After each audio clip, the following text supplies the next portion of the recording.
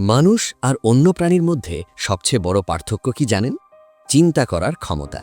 আর এই চিন্তাই মানুষকে মহান করে তোলে। আপনি যেমন চিন্তা করবেন, আপনার জীবন ঠিক তেমনই হবে।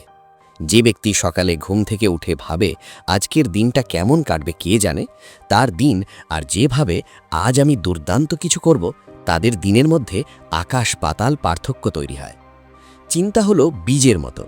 আপনি যদি নেতিবাচক চিন্তার বীজ বপন করেন, আপনার জীবনে হতাশার ফসল আসবে। আর যদি ইতিবাচক সুন্দর চিন্তার বীজ রোপণ করেন, আপনার জীবন আনন্দে ভরে উঠবে। দুজন মানুষ একই সমস্যার মুখোমুখি। একজন ভাবে এটা আমার জন্য অসম্ভব, অন্যজন ভাবে এটা আমার শেখার সুযোগ। কে এগিয়ে যাবে?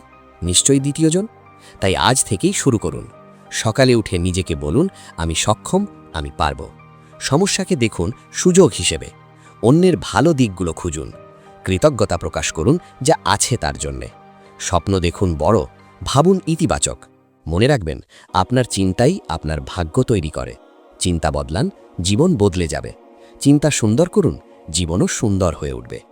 আপনার জীবনের নিয়ন্ত্রণ আপনার হাতে। আর সেই নিয়ন্ত্রণের প্রথম ধাপ হল সঠিক চিন্তা। তাই আজ থেকেই সিদ্ধান্ত নিন, আমি শুধু সুন্দর চিন্তা করব, ইতিবাচক থাকব। কারণ আমি জানি আমার চিন্তাই আমার জীবন গড়বে। তাই নিজের চিন্তা উন্নত করুন।